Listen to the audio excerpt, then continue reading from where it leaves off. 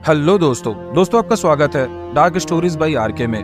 दोस्तों, अगर आपको डरावनी कहानियां या तंत्र मंत्र से रिलेटेड कहानियां सुनना पसंद है तो आप चैनल को सब्सक्राइब जरूर कर ले। दोस्तों, मैं आरके फिर से आज हूं आपके सामने अपनी पिछली कहानी व रहस्यमयी तांत्रिक का तीसरा पार्ट लेकर।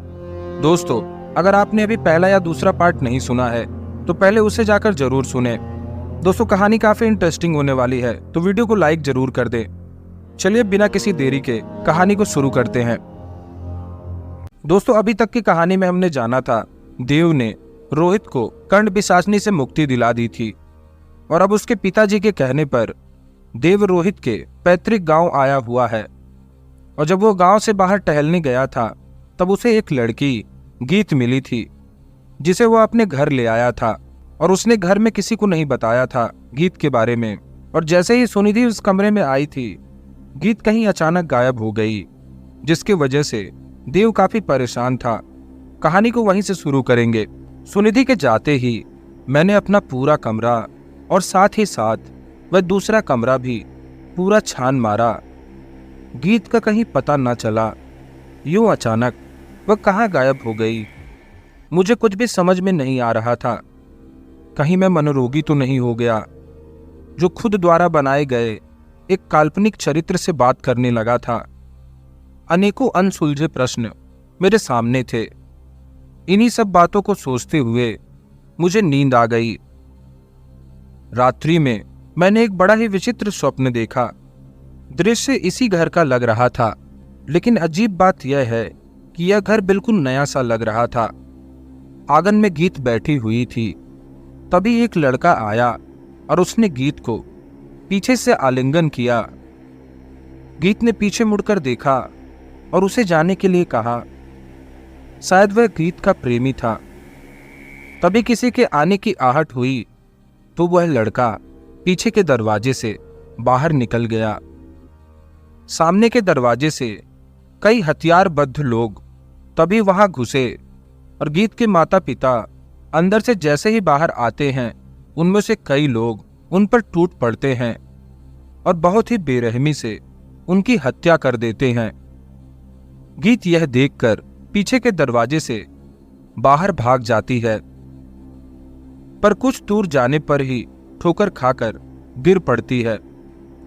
कुछ हथियारबद्ध युवक उसके बालों को पकड़कर एक पीपल के पेड़ के नीचे सुरंगनुमा सीढ़ी द्वारा उसे भीतर बने एक छोटे से भद्रकाली के मंदिर में ले जाते हैं। तभी एक विकृत स्वरूप वाला, बड़े ही डरावने चेहरे वाला एक तांत्रिक हंसते हुए आता है। गीत के सर को उस सहस्त्रमुंडी आसन के नीचे कर देता है और अपनी कटार उठाकर उसे प्रयोग करने ही वाला होता है कि किसी के धक्के से वह लड़खड़ा कर गिर जाता है। वह कोई और नहीं बल्कि गीत का वही प्रेमी था। वह गीत को अपनी कसम देकर भागने को कहता है और उस तांत्रिक से उलझ जाता है। गीत भागना चाहती है, पर तभी एक ओवरकोट पहना सा व्यक्ति उसे पीछे से पकड़ लेता है।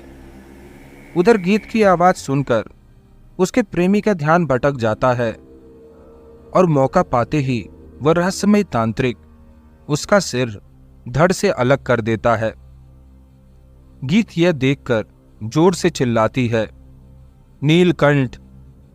और इससे पहले वह तांत्रिक उसे नुकसान पहुंचा पाता, वह पास में ही पड़ी एक तलवार को अपने पेट में मारकर आत्महत्या कर लेती है। अगले सुबह नींद खुलने के बाद मैं बहुत देर तक उसी सपने का ही चिंतन कर रहा था। क्या गीत कोई लड़की नहीं बल्कि कोई प्रेत आत्मा है?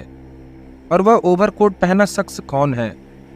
क्योंकि ऐसे ही कोट पहनने वाले एक व्यक्ति ने भागने के दौरान हम पर कुछ फेंका था। इस ख्याल ने मुझे अंदर से झंझोड़ दिया था। मेरा दिल बार बार कह रहा था कि नहीं नहीं, ये तो बस एक सपना है, पर दिमाग फिर भी प्रश्न कर रहा था कि अगर वह प्रेत आत्मा नहीं है तो अचानक यूं बंद कमरे से कैसे गायब हो गई। मैं इस द्वंद्व से उभरने हेतु अपने व बगल के कमरे को फिर से चेक करता हूं, पर गीत वहां नहीं थी। मैं तेजी से उठा और भागते हुए इस घर के पीछे की ओर दौड़ पड़ा। इस बार मुझे सब कुछ जाना पहचाना लग रहा था। वही पेड़ पौधे, वही परिस्थिति जो मैंने सपने में देखी थी। तभी वह पीपल का पेड़ दिखा मुझे, जहां गीत कल मिली थी। मुझे याद आया कि एक ऐसे ही पीपल के पेड़ के नीचे एक छोटा सा मंदिर देखा था, जहां नर बलि होती थी, पर वह शायद अब वहां मौजूद नहीं था।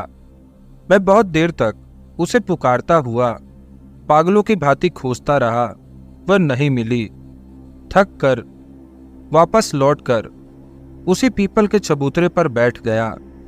मैं अपने भीतर के आवेश को दबा नहीं पाया और गुस्से में अपने पैरों को उस चबूतरे पर दे मारा। मेरा प्रहार इतना प्रचंड था कि चबूतरे में लगी एक ईंट भड़क कर नीचे गिर गई और मेरा पैर अंदर फंस गया। जब मैं उस पैर को बाहर निकालने की चेष्टा की तो उस विशेष क्षेत्र का पूरा प्लास्टर उखड़ गया। मैं हड़बड़ी में नीचे उतरा, देखा तो उस छेद में से हल्की रोशनी आ रही थी, जिसके अंदर जाने हेतु सीढ़ियां दिख रही थी। मैं उसके अंदर जाने का विचार कर ही रहा था, तभी किसी के मधुर शब्दों ने मुझे रोक लिया। नीलकंठ, खतरा। मुड़कर देखा तो गीत खड़ी थी। ऐसा लगा जैसे कई सालों के बिछड़े हुए को उसका साथी मिल गया हो। जो नीलकंठ नाम मुझे हमेशा से नापसंद रहा था, आज वही नाम गीत की आवाज में बड़ा प्यारा लग रहा था। मैं अपने वश में नहीं था, दौड़ पड़ा उसे गले लगाने के लिए, पर जैसे ही मेरे हाथ उसके पीछे गए, वह दोबारा वैसे ही बिना किसी अवरोध के मेरे सीने से टकरा गए। पता नहीं क्यों मेरी आंखों में आंसू आ गए। संभवतः मेरा मन मानने को तैयार नहीं था कि गीत एक प्रेतात्मा है। गीत, मैं बस इतना ही कह पाया। वो बस खड़ी होकर मुझे देखती रही। मैं भी यूं ही उसे देखता रहा। पता नहीं कितना समय बीता होगा। तभी मैंने एक निर्णय लिया। अपने अंतर मन को झंझोरा और उससे पूछा, तुम्हें कुछ याद है गीत? तुम्हारा नीलकंठ कैसे बिछड़ा था? पूरी बात बता सकती हो? उसने कुछ देर सोचने का प्रयत्न किया, फिर बोली, बस मेरा नीलकंठ यहां खो गया और कुछ याद नहीं। वो हल्के से रोने लगी। नीलकंठ से मिलना चाहती हो? मैंने पूछा। हाँ, उसने सहमति में सर हिलाते हुए कहा। कल मिलाऊंगा तुम्हें मैं तुम्हारे नीलकंठ से। सूर्य उदय होते ही यहां आ जाना। इतना कहकर मैं घर की ओर चल पड़ा। दूर जाकर पीछे मुड़कर देखा, गीत वैसे ही खड़ी आशा भरी निगाहों से मुझे देख रही थी। अगले दिन प्रातःकाल मैं एक छोटे से झोले में आवश्यक पूजन सामग्री लेकर वहां पहुंचा। गीत पहले से ही मेरी प्रतीक्षा कर रही थी। मैंने एक साफ जगह देखकर आसन बिछाया और उससे कुछ दूरी पर बैठने को कहा। संभवतः गीत आत्महत्या के कारण प्रेत योनि को प्राप्त करके भटक रही थी।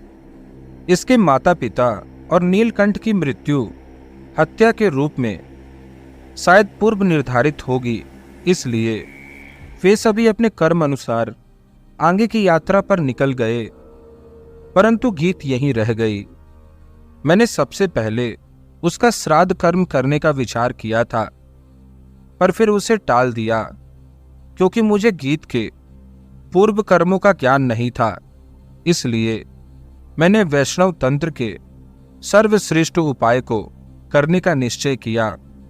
आचमन व शिखा बंधन करके मैंने आसन शुद्ध की और फिर 10 दिशाओं को सरसों के दानों द्वारा मंत्र किलित करके रक्षा विधान प्रारंभ किया, ताकि गीत के लिए कोई विघ्न उत्पन्न ना हो।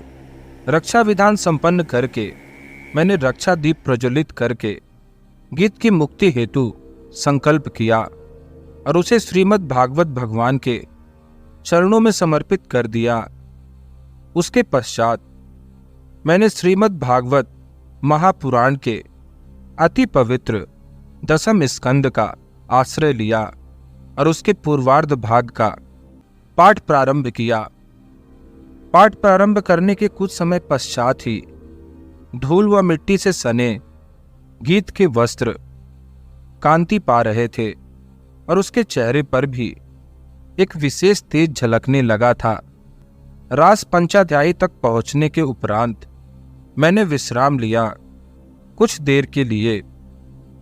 तभी पता नहीं मेरे दिमाग में ऐसा लगा मानो कोई कुछ संकेत कर रहा हो। मैंने ध्यान लगाया तो पूज्य सद्गुरु देव ही मुझे संकेत दे रहे थे।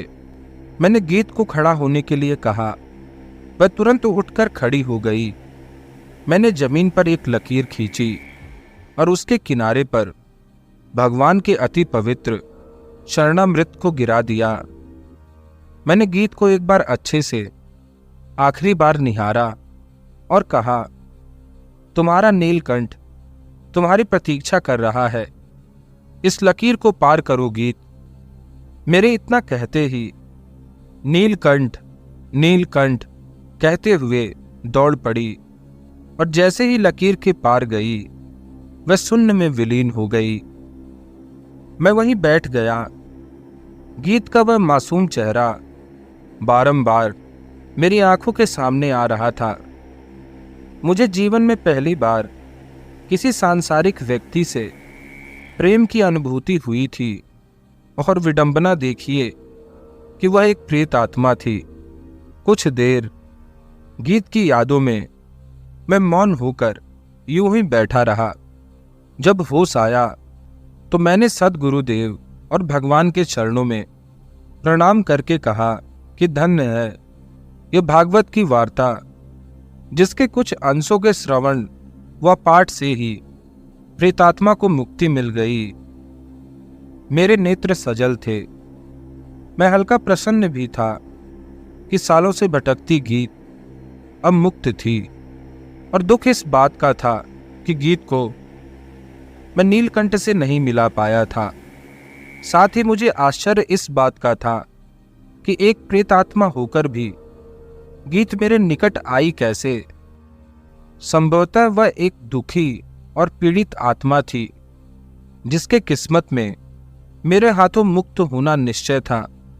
भगवान की ही इच्छा से यह सब कुछ हुआ और शायद इसीलिए मेरे निकट आकर भी उसे कोई कष्ट नहीं हुआ। इन सभी बातों का चिंतन करते हुए आगे बढ़ा। उस चबूतरे के टूटे हुए भाग पर उसी भांति ईंट रखकर उसे बराबर कर दिया ताकि किसी को संदेह ना हो और घर की ओर बढ़ चला। मैं काफी तनाव महसूस कर रहा था, इसलिए उस पीपल के पेड़ वाले चबूतरे का रहस्य अगले दिन पता करने का निश्चय किया। सुबह के 7:30 हो रहे थे। मैं 5 बजे ही घर से निकल गया था। रोहित और बाकी लोग पूछेंगे तो उनको क्या बतलाऊंगा, यही सब मन में विचार कर ही रहा था कि सहसा सुनिधि के चिल्लाने की आवाज आई, बचाओ। मैं हड़बड़ाकर उस ओर तेजी से दौड़ पड़ा। घर के भीतर पहुंचा तो सुनिधि के पास एक विशालकाय सर्प फन मारे खड़ा था। सुनिधि भय के मारे कांप रही थी। मैंने इशारे से उसे शांत खड़ा रहने को कहा। घर के बाकी सदस्य भी तब तक वहां पहुंच चुके थे। मैंने पास पड़े एक डंडे के माध्यम से उसे बिना चोट पहुंचाए भगाने की जैसे ही चेष्टा की, वह मेरी ओर जोर से फुफकार मार के सुनिधि के और करीब पहुंच गया। स्थिति ऐसी थी कि यदि सुनिधि कुछ भी हरकत करती तो सर्प अपने क्रोधवश उसे डस लेता। सुनिधि अब आशा भरी नजरों से मेरी ओर देख रही थी। मैं मन ही मन नाग मंत्र का उच्चारण करने लगा। इससे पहले कि बाकी लोग कुछ समझ पाते, नाग मंत्र पूर्ण होते ही सर्प ने अपने फन को समेटा और पीछे मुड़कर बड़ी ही तेजी से देखते ही देखते बाहर निकल गया। सर्प के जाते ही सभी ने चैन की सांस ली। सुनिधि अभी भी सदमे में थी। उसकी मां ने पास जाकर उसे संभाला। कुछ देर बाद सुनिधि ने मेरी ओर देखा और धीमे से मुस्कुराते हुए थैंक्स कहा। वैसे आज इतनी सुबह कहाँ चले गए थे देव? खाने के दौरान साथ बैठे अंकल ने पूछा। सहसा यूं प्रश्न सुनकर एक समय मैं हड़बड़ा गया। वो बस यूं ही जरा टहलने निकल गया था। मैंने पानी का गिलास खाली करते हुए बोला, पर काफी देर लगा दी तुमने भाई। रोहित ने भी तभी आश्चर्यचकित होकर पूछा। हाँ, बस कुछ दूर निकल गया था। मैंने बात संभालते हुए कहा। खाने के बाद सभी लोग आराम करने लगे। रोहित मेरे साथ ही था। समय उपयुक्त देखकर मैंने उसे उस रहस्यमय चबूतरे के बारे में बात करना उचित समझा, क्योंकि उसके सहयोग के बिना उस रहस्य को सुलझा पाना सरल नहीं था। कल मैंने एक बड़ा ही विचित्र सपना देखा रोहित। मैंने बात बढ़ानी शुरू की। अच्छा, क्या देखा देव? मैंने देखा कि इस घर के पीछे कुछ ही दूर पर एक मां भद्रकाली की अति प्राचीन मंदिर है, जिसमें एक तांत्रिक कुछ लोगों की सहायता से नर बलि दे रहा है। उसकी सहायता एक ओवरकोट पहने ठीक वैसे ही शख्स कर रहा था जैसा हमने उस दिन नदी के किनारे देखा था और उसका पीछा किया था। हे भगवान! फिर स्वप्न टूट गया। पर जब आज सुबह टहलने निकला था तो घर के पीछे एक चबूतरा मिला। जब उस पर बैठकर अपने पैरों से नीचे प्रहार किया तो चबूतरे की ईंट थोड़ी भड़क गई। जब उसे हटाया तो उसमें वैसी ही सीढ़ियां दिखी जैसी सीढ़ियां मुझे उस स्वप्न में दिखी थी। इसका मतलब है उस मंदिर को छुपाने के लिए वह चबूतरा बनाया गया था। हाँ, हो सकता है, पर वह चबूतरा तो काफी सालों पुराना है और वह ओवरकोट पहने वाला शख्स तो हमें आजकल मिला था। कुछ समझ नहीं आ रहा भाई। मैंने बस स्वप्न देखा है और बाकी रहस्यों से पर्दा तो उस मंदिर में जाकर ही उठेगा। कब चलना है? जब तुम कहो। आज तो लगभग आधा दिन खत्म हो गया है। कल सुबह चलते हैं। ठीक है, पर किसी और को मत बताना, नहीं तो वो डर जाएंगे। जैसा तुम कहो, कहकर रोहित अपने कमरे की ओर चला गया। नीलकंठ, सोए हुए हो क्या? एक जानी पहचानी मधुर आवाज कानों में सुनाई पड़ी। आंखें खोली तो गीत सामने खड़ी मुस्कुरा रही थी। गीत, तुम आ गई। मेरे पूछते ही वह सहसा पीछे मुड़ी और धीमे कदमों से बाहर निकल गई। मैं कुछ कह पाने की स्थिति में नहीं था। मैं तेजी से उठा और उसके पीछे दौड़ पड़ा। कुछ दूर आगे जाकर उसने एक बार मेरी ओर मुड़कर देखा और अचानक से शून्य में विलीन हो गई। मैंने घबराकर चारों ओर ढूंढा, पर वह कहीं नहीं दिखी। मैं अपना सर पकड़कर वहीं बैठ गया। मेरा सर अब दर्द करने लगा था। दर्द के उस आवेग में मैं अपने होश वहीं पर खो बैठा। होश आया तो मैं अपने कमरे के बेड पर था। मोबाइल में टाइम देखा तो रात के 11:30 हो रहे थे। तो क्या मैंने सपना देखा या सच था? पुष्टि करने के लिए मैंने अपने दरवाजे का हैंडल चेक किया, जो अब तक अंदर से ही बंद था। स्पष्ट हुआ कि यह बस एक सपना था। 9:30 बजे के लगभग मैं सोया था और 11:30 बजे नींद खुल गई। यानी 2 घंटे की नींद में ही मैंने वो सब देख लिया था।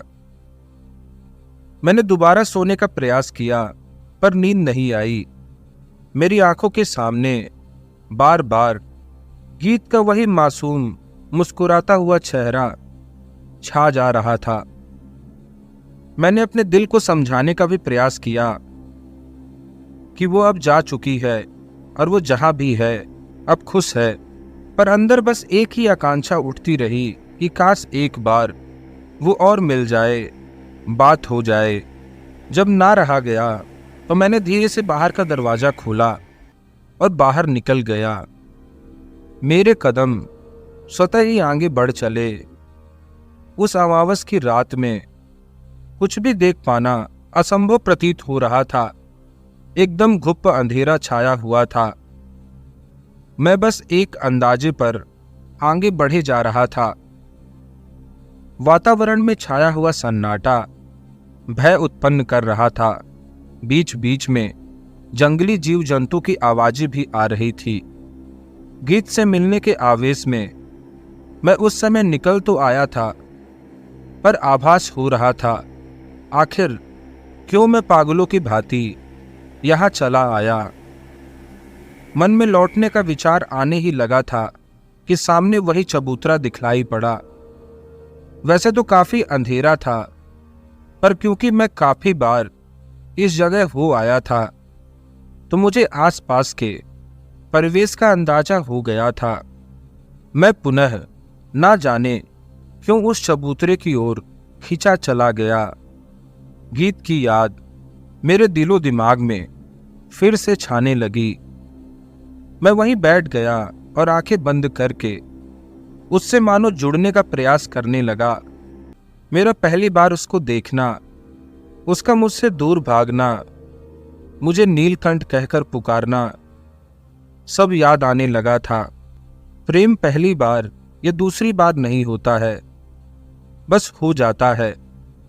इसका कोई कारण भी नहीं होता, और जिसको हो जाए उसको फिर संसार का कोई भी डॉक्टर ठीक नहीं कर सकता। फिर उसका इलाज तो मेरे बाके बिहारी ही कर सकते हैं। प्रेम साध्य है या फिर साधना, कह पाना बड़ा कठिन है। मेरा चित्त गीत में ही मानो रम चुका था। मेरा विवेक भी शायद नष्ट होने के कागार पर था। गीत मेरे मुंह से अचानक निकल पड़ा और मेरी आंखें खुल गई। वातावरण में पुनः वैसी ही निशब्दता छाई रही। मैं जोरों से हाँफ रहा था। नीलकंठ, तभी किसी की जानी पहचानी आवाज ने मेरा ध्यान खींचा। पीछे मुड़कर देखा तो सुनिधि पास में ही खड़ी होकर मुझे निहार रही थी। मैं आवक सा उसे ही देख रहा था। इससे पहले कि मैं कुछ कह पाता, वह धीरे से मेरी ओर बढ़ी और मेरे निकट बैठ गई। मेरे कंधे पर उसने अपना हाथ रखा और पूछा, मेरा यह घरेलू नाम आपको इतना पसंद है, हर समय छुपकर गीत गीत कहते रहते हो। मैं चुप रहा। आखिर कहता भी तो क्या? सत्य बतलाता तो मेरी हंसी होती कि प्रेम भी हुआ तो प्रेतनी से, या फिर मुझे झूठा समझा जाता। बोलिए बोलिए, चुप क्यों हैं? उसने फिर शरारत भरी नजरों से मुझे घूरते हुए पूछा। हाँ, मतलब नहीं, मैंने उसका हाथ अपने कंधे से हटाते हुए कहा। अरे हाँ या नहीं, कोई एक बात बताइए। कहते हुए वह मेरी ओर थोड़ा और सरक गई। मेरी हटाओ, वैसे तुम्हें मेरा ये नीलकंठ नाम कैसे पता चला? मैंने पूछा। अरे रोहित भैया से, आपका एकेडमिक नाम भी तो यही है, उसने मुस्कुराते हुए जवाब दिया। अच्छा हाँ, कहकर मैं चुप हो गया। कुछ देर यूं ही मौन छाया रहा। तभी मैंने महसूस किया हवाओं की रफ्तार थोड़ी तेज हो चली थी। आसपास की सूखी पत्तियां हवा के झोंकों में तेज उड़ी जा रही थी। शायद तूफान आने वाला था। वैसे इतनी रात को यहां अकेले क्यों आई? तुम्हें डर नहीं लगा? मैंने मौन तोड़ते हुए पूछा। मैं वॉशरूम जाने के लिए उठी थी, तभी मुझे दरवाजे खुलने की आवाज़ आई। देखा तो आप पता नहीं किस धुन में बाहर निकल गए थे। बस आपके पीछे पीछे यहाँ तक पहुँच गई। और बात रही डर की, तो जिसके सामने कर्ण पिशाचनी भी हार जाती है, वो साथ है तो मुझे डर कैसा। आप जो हो यहाँ मेरे पास, कहकर उसने अपने हाथ मेरे हाथ पर रख दिए। मुझे पता नहीं क्यों बड़ा अजीब महसूस हो रहा था। सुनिधि की भावनाएं शायद मेरे प्रति बदल रही थी। दिल कह रहा था कि हट जाओ यहाँ से, क्योंकि ऐसा करके तुम रोहित को धोखा दे रहे हो। पर दिमाग कह रहा था कि वर्तमान पर ध्यान केंद्रित करो। प्रेत आत्मा वाले गीत ना सही, दूसरी गीत है ना। इन्हीं परस्पर विरोधी विचारों के कारण मैं कुछ चेष्टा न कर पाया। मेरे विरोध ना करने पर सुनिधि शायद इसे मेरी सहमति समझ रही थी, पर मैं विवश था। पता नहीं क्यों मैं चाह कर भी विरोध नहीं कर पा रहा था। हवाओं की रफ्तार फिर से बढ़ चली। सुनिधि के खुले बाल बिना किसी विरोध के हवा में अब लहरा रहे थे। तुम्हारा इतनी रात को यहाँ अकेले रहना सही नहीं है, मौसम भी ठीक नहीं है। लौट जाओ सुनिधि, मैंने उसे समझाने का प्रयास किया। अकेले कहाँ हूँ, आप जो हैं मेरे साथ, उसने मेरी आंखों में झांकते हुए कहा। तभी जोर से बिजली चमकी और हल्की हल्की वर्षा प्रारंभ हो गई।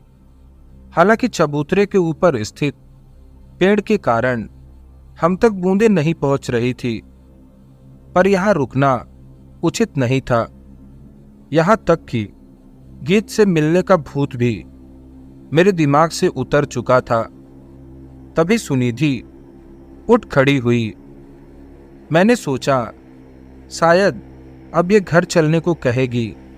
मैं भी उठने ही वाला था कि वह चबूतरे से कूदकर खाली स्थान में खड़ी होकर बारिश में भीगने लगी। उसके दोनों हाथ समांतर उठे हुए थे और आंखें बंद थी। यह क्या बचपन है, चलो घर, अब बीमार पड़ जाओगी, मैंने समझाया। बीमार बच्ची थोड़ी हूं, आइए आप भी, उसने हंसते हुए कहा। ना, मैं ठीक हूं, मैंने वहीं से बैठे बैठे कहा।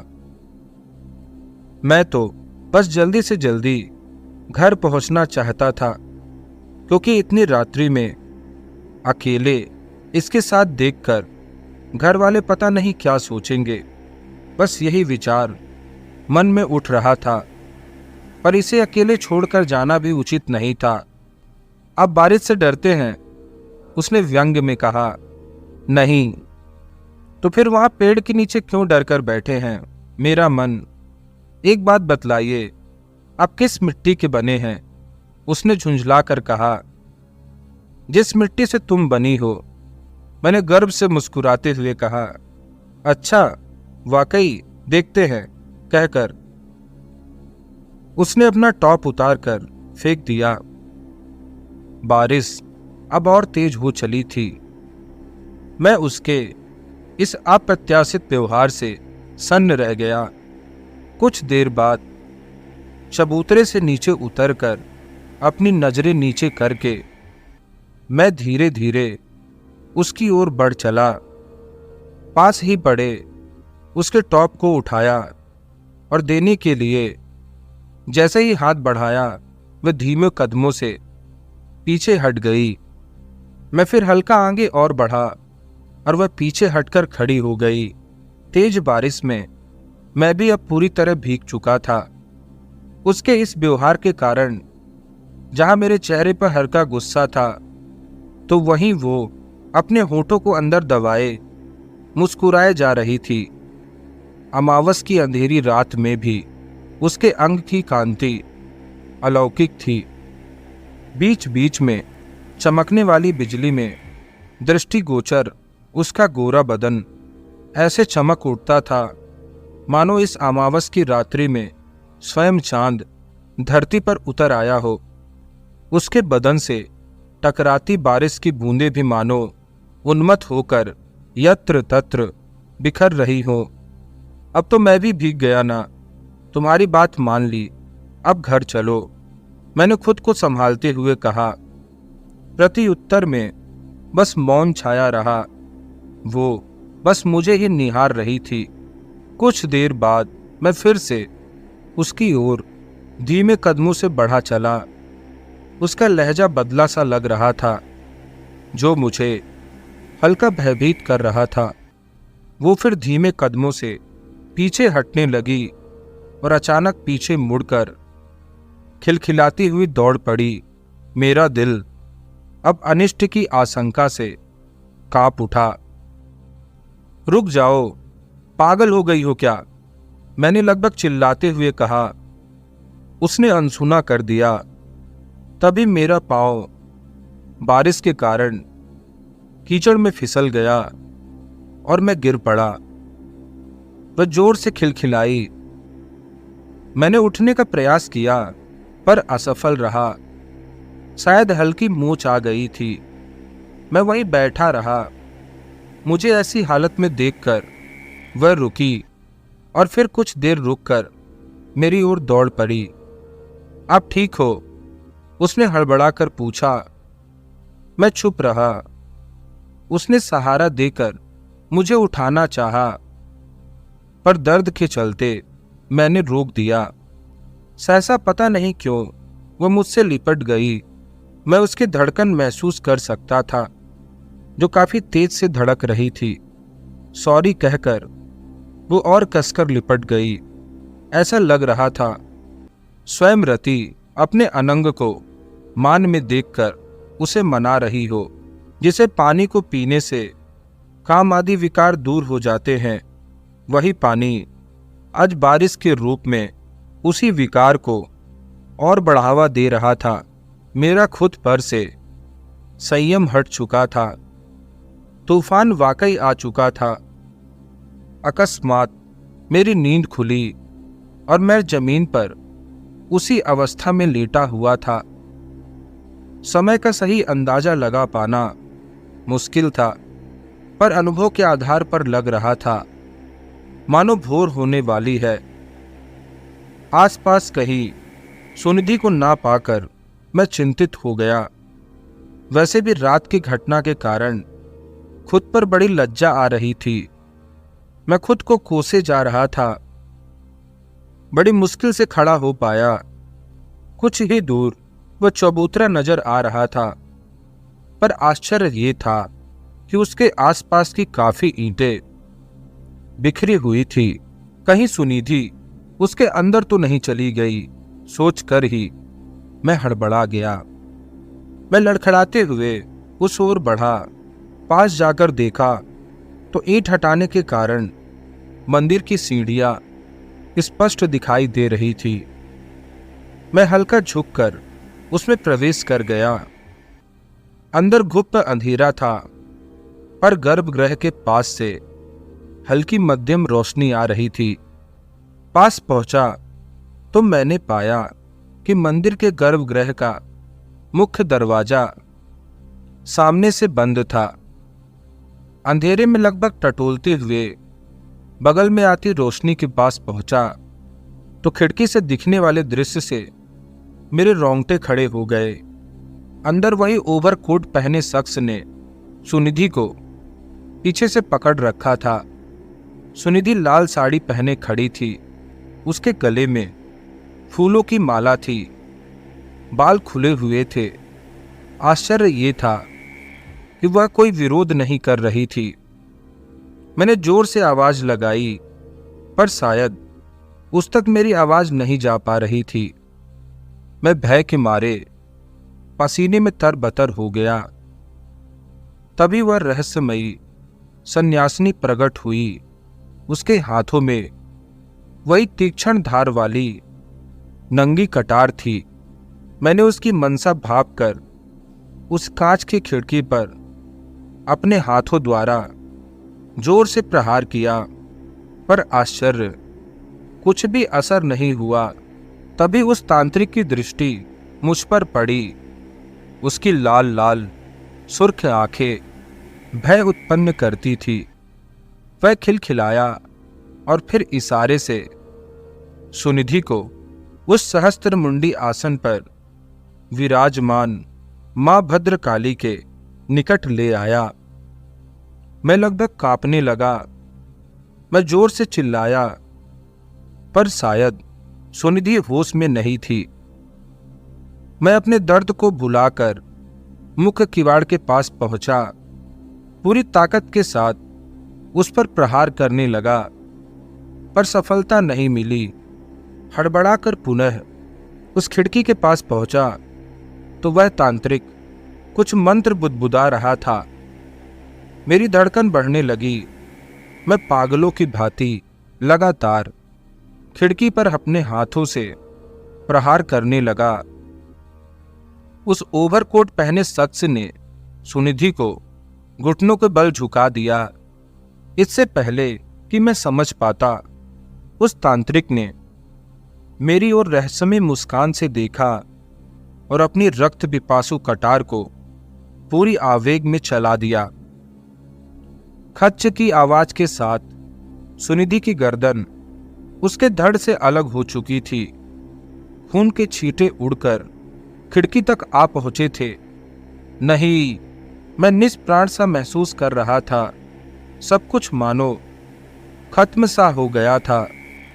मुझे खुद पर पछतावा होने लगा था कि क्यों मैं उस रात में घर में नहीं रहा। मैं क्यों यहां आकर उसके हठ में फंस गया।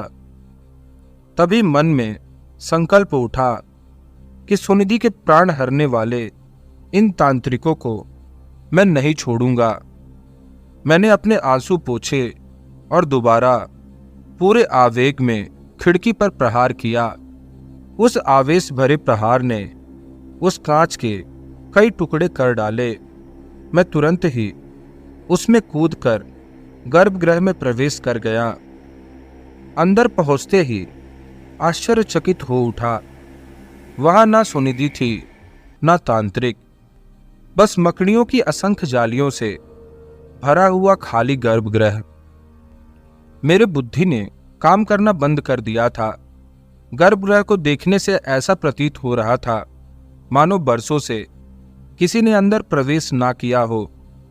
अगर ऐसा था तो अभी कुछ क्षणों पूर्व जो मैं अपनी आंखों से देख रहा था वह क्या था? मेरा सर चकरा रहा था। कहीं वह तांत्रिक सुनिधि की नरबलि देकर अंतर्ध्यान तो नहीं हो गया, जिसे मैं भ्रम में पड़कर उसका पीछा छोड़ दूं। नहीं, मैं ऐसा कभी नहीं होने दूंगा। उस नर पिशाच को कहीं से भी ढूंढकर मार डालूंगा।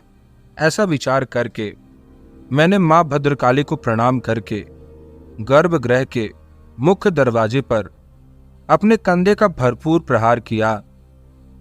दरवाजा खुल चुका था। मैं आवेश में आगे निकलकर सीढ़ियों से चढ़कर चबूतरे के बाहर निकला। सामने पूर्व दिशा का आकाश जो काले बादलों से ढका हुआ था। इसके पहले कि सूर्य नारायण के स्वागत हेतु अपनी हल्की लालिमा बिखेरना प्रारंभ कर पाते, उसके पूर्व ही हल्की बूंदाबांदी शुरू हो गई। जैसे ही कुछ दूर आगे गया, एक विशालकाय सांप कुंडली मारे बैठा था। मैंने अब तक के जीवन में इतना बड़ा सांप कभी नहीं देखा था। मुझे कुछ भ्रम तो नहीं हो रहा है, यह सोचकर मैंने अपनी आंखें बंद करके दोबारा खोली। वह सांप अब धीरे धीरे अपनी लंबी जीभ लपलपाए हुए मेरी ओर बढ़ चला। मैंने नाग मंत्र का उच्चारण करना चाहा, पर पता नहीं, मुझे मंत्र स्मरण ही नहीं आ रहा था। अपने मानस पटल पर ध्यान लगाकर भगवान श्री कृष्ण का दर्शन भी नहीं हो पा रहा था। मुझे पहली बार जीवन में भय लगने लगा था। मेरा अंतर मन मुझको रात्रि की घटना के लिए धिक्कारने लगा, क्योंकि सोने की चाहत में मैंने शायद हीरे को गंवा दिया था। वह सांप अब काफी निकट आ चुका था।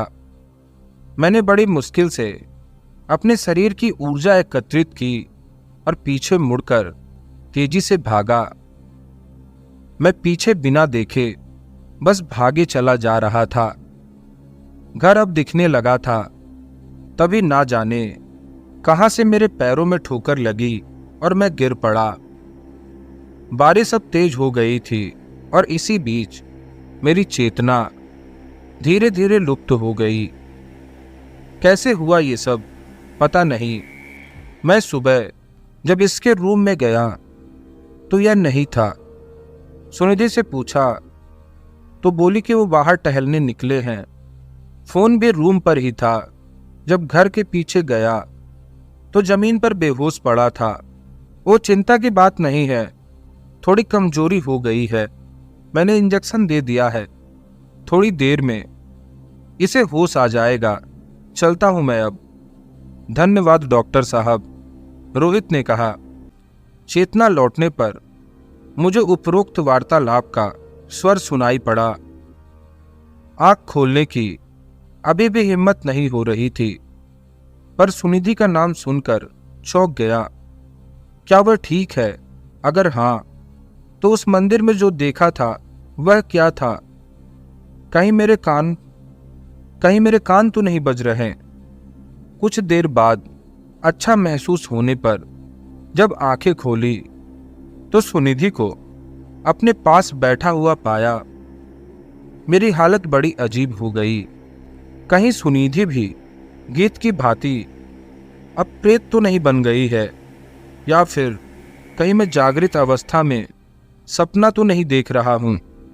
मुझे ना हंसते बना ना रोते सुनिधि कहकर मैंने झट से उसका हाथ थाम लिया।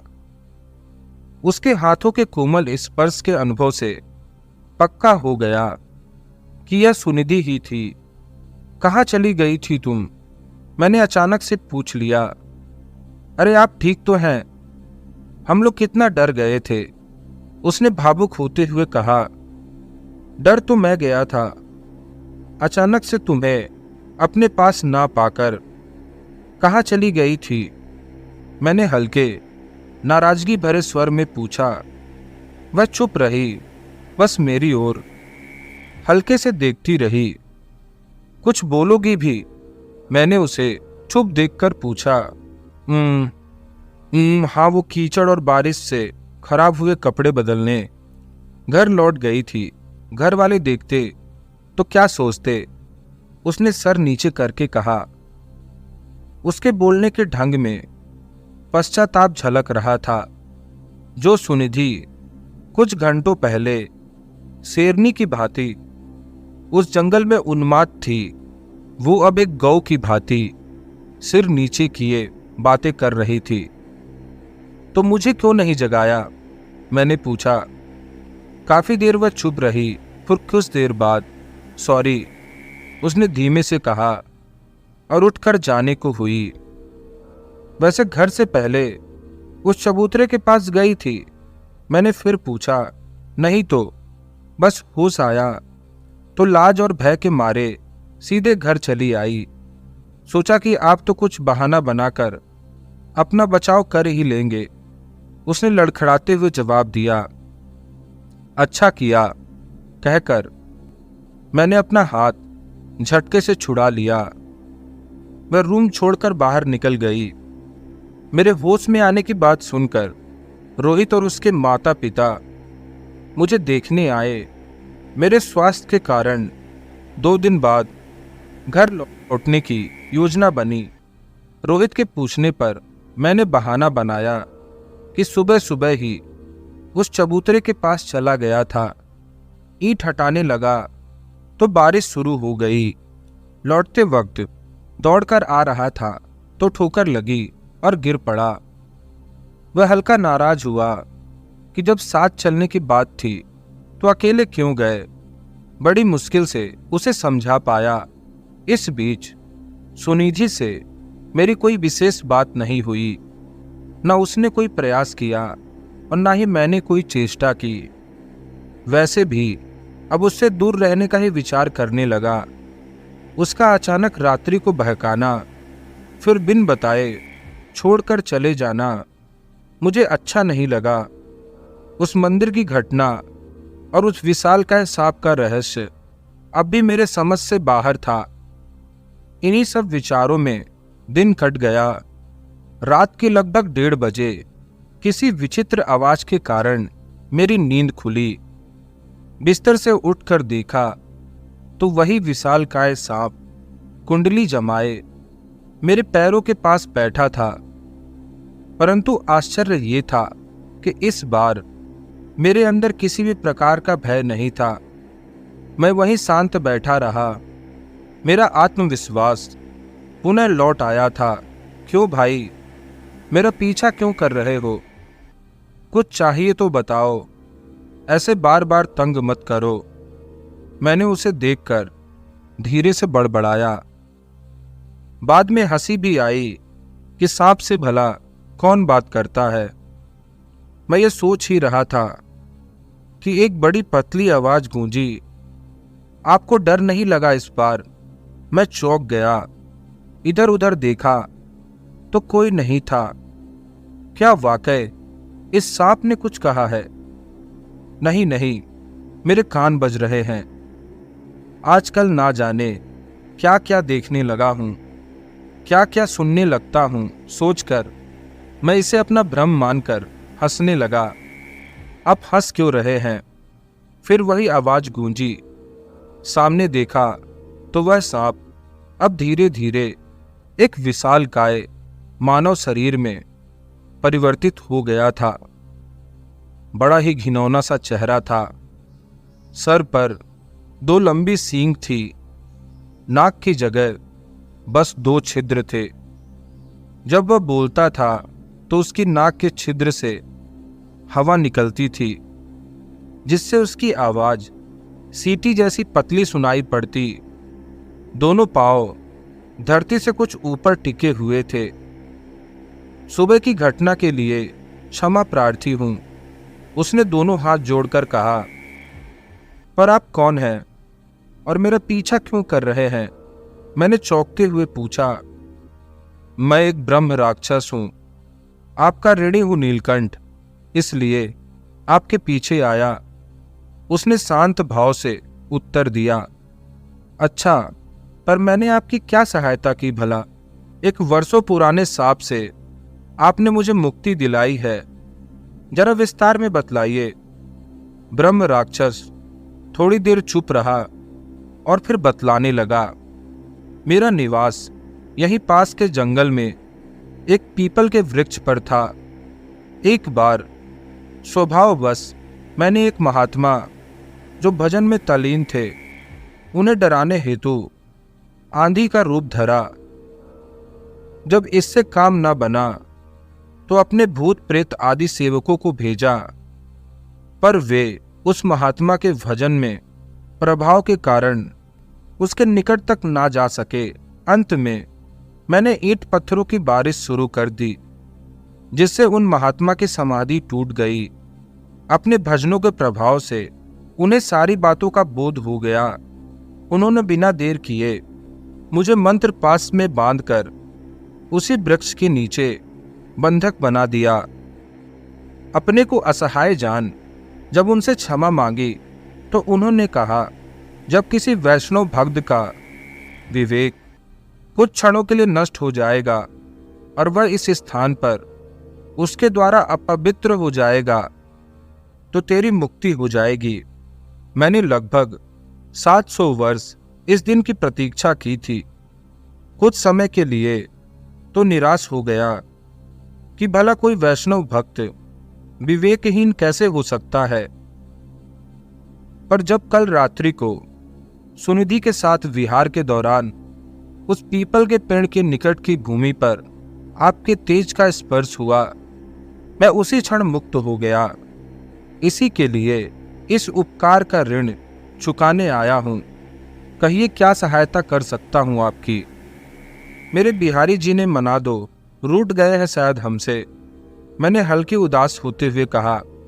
मेरी बात सुनकर वह हंसने लगा। मेरे में यह सामर्थ्य नहीं नीलकंठ, यदि उनसे जुड़ा होता तो मेरी मृत्यु के पश्चात यह ब्रह्म राक्षस की योनि मुझे ना प्राप्त होती। हाँ, आपको एक बात अवश्य बतला सकता हूं कि वे अपने भक्तों से कभी नहीं रूठते, अतः आप ये संशय अपने मन से हटा दें। वैसे भी तांत्रिकों को, योगियों को, ध्यानियों को शायद कभी अपने साधना मार्ग में गिरना पड़ता हो, पर भक्त मार्ग में वैष्णव कभी नहीं गिरता। यदि ऐसा हो भी जाए तो उसे तांत्रिक की भांति सब कुछ प्रथम चरण से नहीं करना पड़ता और ना ही उसकी शक्तियां उससे छीनी जाती हैं। वह जिस साधना के चरण पर गिरता है उसे वहीं से दोबारा प्रारंभ करना होता है। वैसे भी भगवान श्री कृष्ण ने कहा है, 1 मिनट, हो तो आप ब्रह्म राक्षस और बातें एकदम संतों की भांति करते हो। इतना शास्त्रों का ज्ञान है आपके पास, तो फिर इस योनि में कैसे भटक रहे हो? मैंने उसकी बात काटते हुए पूछा। उसने एक लंबी सांस ली और बोला, ब्रह्म राक्षस की योनि उसी जीव को प्राप्त होती है जो साधना के सभी रहस्यों को जानते हुए भी अपनी साधना संपन्न नहीं करता। सारे शास्त्रों का ज्ञान होने पर भी जो भोग विलास में, मदिरा में और मांस के सेवन में मस्त रहता है। दूसरों को तो खूब ज्ञान देता है, परंतु अपना जीवन नहीं देखता। पिछले जन्म में मुझे ब्राह्मण शरीर प्राप्त हुआ था। मैंने यज्ञोपवीत होने के बाद अपना आहार विहार बिगाड़ लिया था। दिन में तो लोगों को शास्त्र का उपदेश करता, परंतु रात्रि में वैश्याओं के साथ मदिरा और मांस का भी सुख पाता। इसी कारण मृत्यु पश्चात यह ब्रह्म राक्षस की योनि प्राप्त हुई है। इसी कारण हमारा आधा शरीर देवता का और आधा शरीर राक्षस का होता है। जिस पर हम हावी होते हैं उसे कोई तंत्र मंत्र, सामान्य पूजा पाठ से ठीक करना असंभव होता है। आधा शरीर देवता का होने के कारण सात्विक शक्तियों के वार को भी हम झेलने में समर्थ होते हैं। पीपल और आग के वृक्ष पर हमारा निवास है। जिस पीपल के नीचे का हिस्सा सूखा, जर्जर और ऊपर का हिस्सा हरा भरा हो तो निश्चित जानिए कि उस पर ब्रह्म राक्षस का निवास है। कुल मिलाकर बड़े खतरनाक हो आप। मैं बीच में उसकी बात काटकर हंसने लगा। वो भी अपनी पतली आवाज में हंसा। जैसा कि मैंने कहा, भगवान आपसे नाराज नहीं है। इसके लिए कोई और दूसरी चीज मांगिए और मेरा ऋण उतारिए।